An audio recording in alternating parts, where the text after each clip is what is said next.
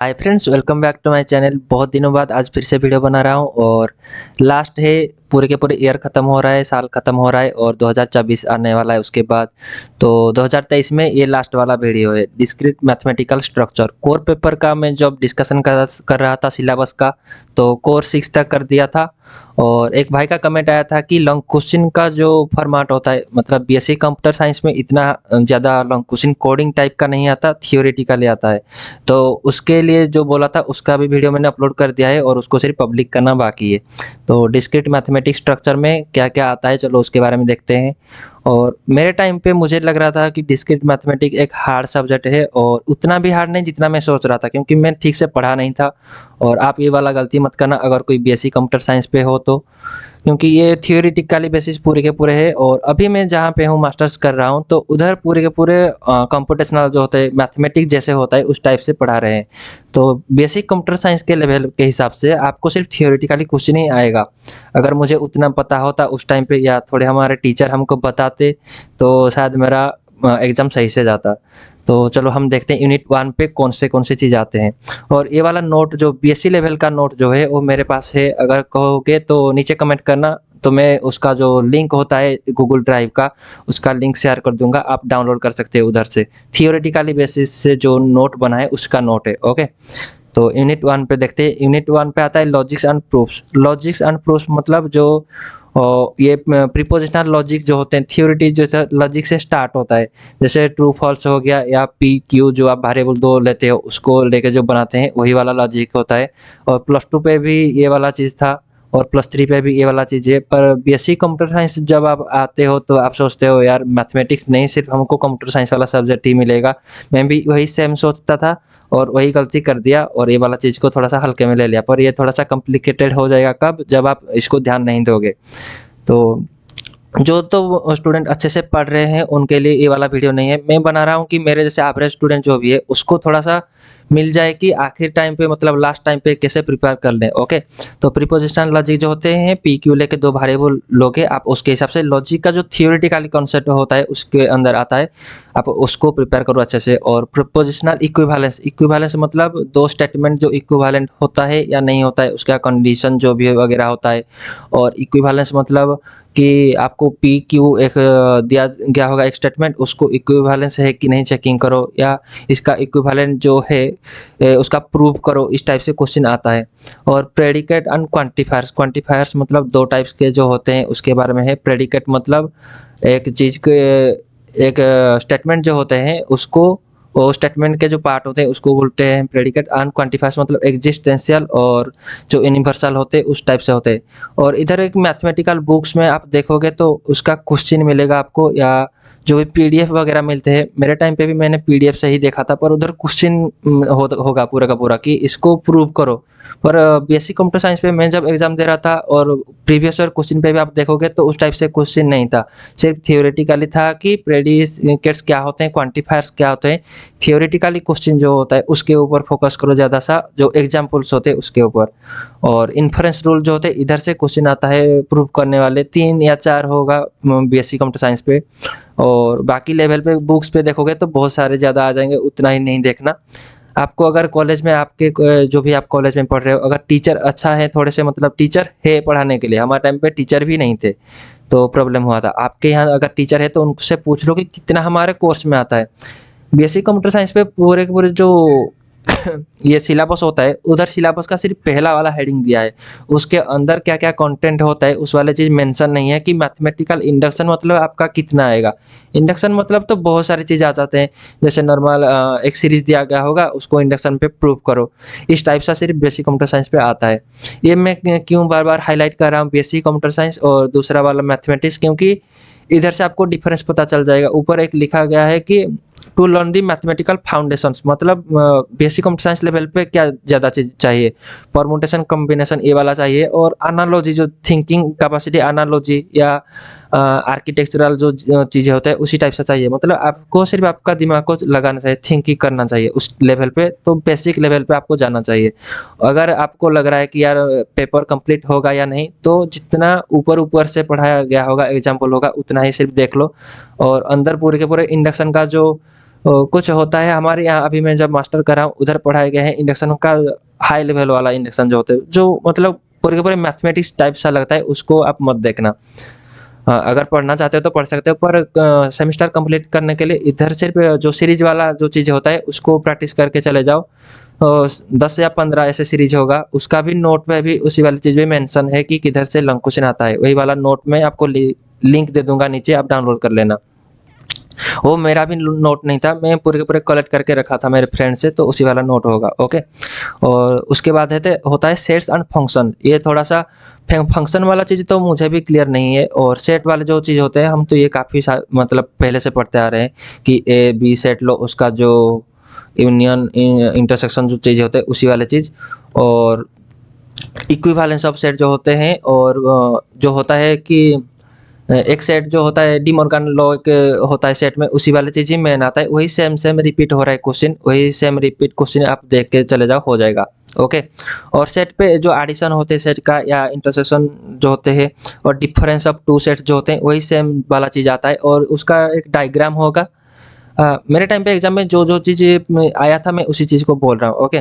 Diagram होगा, जो Venn diagram जिसको बोलते हैं, वही वाला चीज़ ही आता है।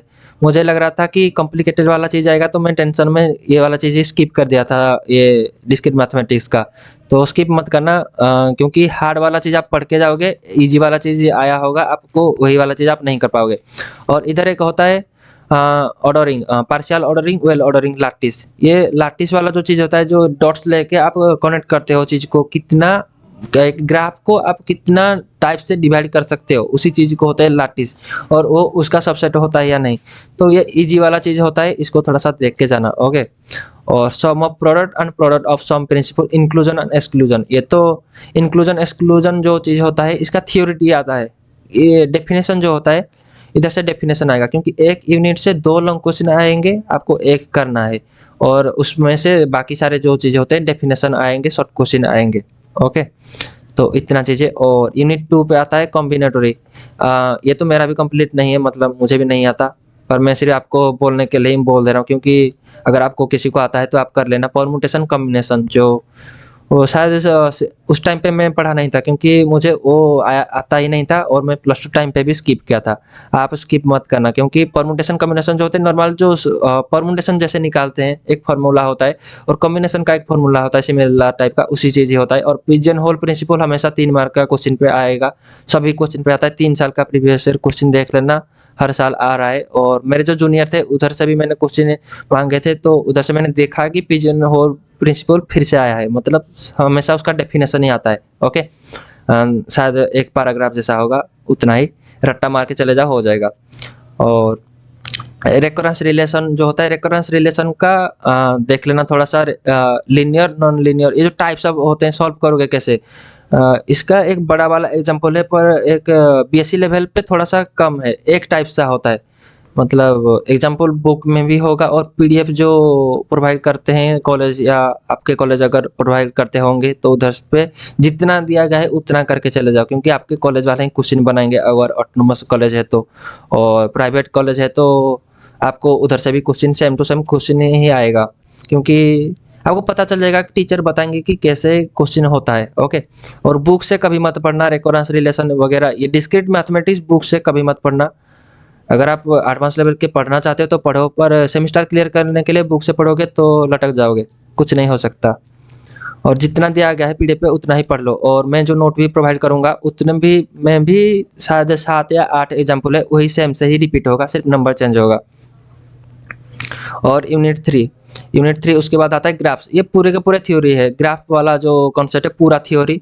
इधर से लॉन्ग क्वेश्चन पूछेगा कि बीट वाला क्वेश्चन दे देगा, एक नंबर पे 3 बीट होगा, और पूछेगा कि ग्राफ्स, इसका टाइप्स ऑफ कितना ग्राफ है, मतलब एक ग्राफ अगर होगा तो उसको आपको उसका सब ग्राफ जो डिफाइन करते हैं करो, और सब ग्राफ डिफाइन करके कितना उधर वर्टिसेस होता है, कितना उधर एजेस होता है, उसको काउंटिंग करके लिखो। और डिग्री ऑफ वर्टिसेस कितना होता है, डिग्री ऑफ एजेस कितना होता है, सिर्फ काउंटिंग करके लिखो। एक ग्राफ दिया होगा, एक ग्राफ से आप 3-4 सब ग्राफ डिवाइड करोगे, और सभी सब ग्राफ का वर्टिसेस और एजेस काउंटिंग करके लिखोगे, और ये वाला सिंपल ग्राफ है या नहीं, या वो कॉम्प्लेक्स ग्राफ है या नहीं, या आइडेंटिटी ग्राफ है या नहीं, इस जो टाइप से होते हैं उसी टाइप से ही टर्मिनोलॉजी जितना होता है, इधर लिखा भी गया है कि ग्राफ्स टर्मिनोलॉजी, सिर्फ वही वाला चीज लॉन्ग क्वेश्चन में भी वही आ जाएगा, सेम वाला चीज। रिप्रेजेंट, ये इजी वाला सब्जेक्ट है, थियोरेटिकली सब्जेक्ट है, इजी वाला सब्जेक्ट है, अगर रट्टा मार के जा सकते हो तो अच्छी बात है। और representation of graph, isomorphism, isomorphism और ये वाला 3 मार्क क्वेश्चन हमेशा आता है। जैसे ये ऊपर गया था पिजियन होल प्रिंसिपल, ये वाला आइसोमॉर्फिज्म भी 3-4 मार्क वाला 3 वाला क्वेश्चन आता है। और आइसोमॉर्फिज्म क्या होता है, एक ग्राफ बनाओ आइसोमॉर्फिज्म का और उसका एग्जांपल दो, एक ग्राफ लोगे, उसका आइसोमॉर्फिज्म निकालोगे। मतलब ग्राफ दिया गया होगा जो एजेस क्रॉस करते हैं, आप उसको ऐसे एजेस बनाओगे कि जैसे क्रॉस नहीं करेगा, कितने टाइप से बन सकता है, उसको बोलते हैं आइसोमॉर्फिज्म। ओके। और कनेक्टिविटी ऑफ ए ग्राफ, उसके बाद है कनेक्टिविटी एंड पाथ। ये पाथ वाला जो चीज होता है, इधर से लॉन्ग क्वेश्चन आ जाता है। पता चल गया कि एक यूनिट से 2 लॉन्ग क्वेश्चन आएगा तो बाकी सारे शॉर्ट क्वेश्चन और 2 मार्क 3 मार्क का आएगा। अगर आपको इधर से पता चल गया कि Euler and Hamiltonian path long question है, तो बाकी वाला चीज तो ऑब्वियसली शॉर्ट क्वेश्चन या शॉर्ट बिट पे आएगा। तो इधर लॉन्ग क्वेश्चन के लिए ये दोनों प्रैक्टिस कर लो, ये भी सेम सेम चीजें होते हैं, ज्यादा हार्ड नहीं है। यूलर एंड हैमिल्टोनियन पाथ आपको देखना होगा कि पाथ जो होते हैं एक्चुअली में सर्कुलर पाथ होता है, एक सर्किट बनाता है या नहीं। ओके। क्वेश्चन पे होता है हैमिल्टोनियन पाथ एंड यूलर, तो इसके बारे में थोड़ा सा पढ़ के चले जाना। और इंट्रोडक्शन टू ट्री, ट्री मतलब जो ट्री वाला जैसे स्ट्रक्चर होता है कि एक से 2 डिवाइड बाइनरी ट्री, जैसे एक सर्किल दिया गया होगा और उधर से 2 डिवाइड किए गए होंगे और दूसरा सर्किल उधर से फिर से 2, वही वाला चीज ही होता है। ओके। तो ट्री को थोड़ा सा अच्छे से देख लो, डेफिनेशन ही आता है हमेशा, मेरे टाइम पे तो वही वाला चीज आया था। ओके। एक आखिर में बता दूंगा कि लॉन्ग क्वेश्चन कौन से टॉपिक पे आ सकता है। ओके। तो ट्रैवर्सल, कैसे ट्री को ट्रैवर्स करोगे भाई, ये पूरे पूरे थियोरेटिकली सब्जेक्ट है, ग्राफ थ्योरी बीएससी लेवल पे मैं सिर्फ बोल रहा हूँ। स्पैनिंग ट्री क्या होते हैं एंड ट्री सर्च कैसे करते हो, ब्रेड्थ फर्स्ट सर्च क्या होते हैं, डेप्थ फर्स्ट सर्च क्या होते हैं, इसके बारे में भी पढ़ोगे आप, तो इसको थोड़ा सा प्रैक्टिस करके जाओ अच्छे से। ओके। ये थियोरेटिकली है, पर ग्राफ आपको अगर सही से नहीं आया, कॉट सेट क्या होते हैं, कॉट वर्टेक्स क्या होते हैं, ये अगर डेफिनेशन उसी टाइम पे याद नहीं आया तो आप लिख नहीं पाओगे। मैं सिर्फ बता रहा हूँ कि यार आपका सेमिस्टर अच्छे से क्लियर हो जाए, क्योंकि मेरे टाइम पे मुझे बताने वाला कोई नहीं था और ऐसा कोई नहीं था कि मैं उसे पूछ सकूं। मैं जो ऑटोनोमस पे पढ़ रहा था उधर इस टाइप से कोई भी नहीं थे। ओके। सभी अपना सिर्फ जैसे तैसे करके पास करके डिग्री लेके चले जाना चाहते थे, कोई मतलब बताने वाला चीज़ नहीं था। यार गलती कर दिया मैंने वही, तो आप मत करो इस वाला गलती। अगर आपके सीनियर कोऑर्डिनेटर जैसे रह रहे हैं, आपसे अच्छे से बात करें, मिल रहे हैं, तो उनसे पूछ लो कि भाई मैं कैसे पास करूं या कैसे अच्छे मार्क्स लाऊं। ओके। तो यूनिट 4 मॉडलिंग कंप्यूटेशन, ये मॉडलिंग कंप्यूटेशन पे फाइनाइट स्टेट मशीन क्या होते हैं, ये भी थियोरेटिकल सब्जेक्ट होता है। इंग्लिश लैंग्वेजिकल जो होते हैं वही वाला चीज, deterministic finite automata, DFA, NFA. और एनएफए डीएफए ये दोनों लॉन्ग क्वेश्चन है। ओके। एनएफए डीएफए इसके बारे में पढ़ लो अच्छे से। और ग्रामर्स एंड लैंग्वेज, ये ग्रामर्स एंड लैंग्वेज जो चीज होता है ना, आपको थोड़ा सा कॉम्प्लिकेटेड लग सकता है, क्योंकि मेरे टाइम पे भी मुझे लग रहा था कॉम्प्लिकेटेड। ये थियोरिटिकल बेसिक है, मतलब आपको थिंकिंग करना पड़ेगा कि यार मैं कैसे कन्वर्ट करूँ, एक ग्रामर से लैंग्वेज कैसे कन्वर्ट करूँ। ये ग्रामर मतलब इंग्लिश ग्रामर नहीं है, ये जो हम पढ़ते हैं ना, जैसे सर्किट वाला जो होता है ग्रामर, मतलब सर्किट वाला ग्रामर मतलब कैसे बताऊं, रुको थोड़ा सा। जैसे एक बाइनरी नंबर, मान लो एक कंप्यूटर कैसे काम करता है, हमारा कंप्यूटर काम करता है हमारा बाइनरी डिजिट से हमेशा। तो बाइनरी डिजिट को आप कन्वर्ट करके जाओगे, एक सर्किट बनाओगे, जैसे डिजिटल सर्किट जो होता है, उसी सर्किट को हम रिप्रेजेंटेशन कैसे करते हैं, कुछ एक्स और करते हैं और एंड और नॉट गेट से बनाते हैं। और उसी चीज़ को हम, रुको थोड़ा सा मुझे भी याद नहीं, थोड़ा सा ऊपर देख के बताता हूँ। उसी चीज़ को हम देखते हैं डिजिटल लॉजिक में, जो चीज़ था डिजिटल लॉजिक में, हाँ डिजिटल लॉजिक में ये वाला चीज़ था, हाँ डिजिटल लॉजिक का ये, हाँ फ्लिप फ्लॉप्स जो था, और जेके फ्लिप फ्लॉप्स था, और ये मल्टीप्लेक्सर डीमल्टीप्लेक्सर ये वाला चीज़ था। तो इसको लेके एक सॉल्यूशन निकलता है, उसका एक इक्वेशन निकलता है, और उसी इक्वेशन को आप कैसे कन्वर्ट करोगे, ये थोड़ा सा मतलब हाई लेवल वाला चीज़ हो जाता है। अगर आप कंप्लीट कर सकते हो तो पढ़ के जाना, नहीं तो एनएफए डीएफए ये दोनों चीज़ देख लो। ओके। ग्रामर और लैंग्वेज ये थोड़ा सा, एक उसका नोट मेरे पास है, अगर वही वाला स्पेसिफिक क्वेश्चन आपसे आया तो वही वाला सेम आंसर लिख देना, और नहीं तो इस पे अंदर मत घुसना ज़्यादा, ऊपर ऊपर से चले जाओ, क्योंकि लॉन्ग क्वेश्चन आपको मिलेगा एनएफए डीएफए, और ये आप शॉर्ट बिट के लिए सिर्फ देख के जा सकते हो। Okay. Application of pumping lima, pumping lima में एक लॉन्ग क्वेश्चन आता ही है मुझे पता नहीं, पर ये 3 मार्क आएगा शायद। जो आपको एक पढ़ोगे तो इसका टर्मिनोलॉजी जैसे देखो एनएफए डीएफए हाईलाइट वाला टर्मिनोलॉजी है। पंपिंग लीमा एक सुनने के लिए एक हाईलाइट वाला लैंग्वेज मतलब लग रहा है, ये एक 3 मार्क का चीज आता है।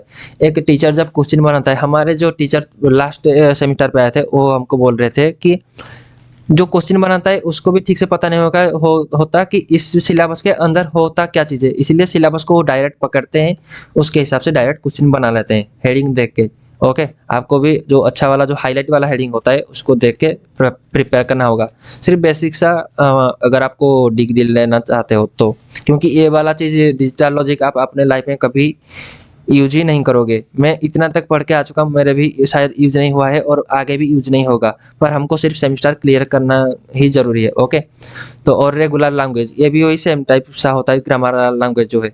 तो ओवरऑली देखो तो लॉजिक एंड प्रूफ से एक लॉन्ग क्वेश्चन आएगा जो कि इक्विवेलेंस करो या क्वांटिफायर वाला जो इंडक्शन चीज है, तो इधर से मान के चलो आपको इंडक्शन से क्वेश्चन आएगा, और सेट थ्योरी से ये वाला जो लाटिस वाला अगर पूछ लिया तो सही बात है, अच्छी बात है।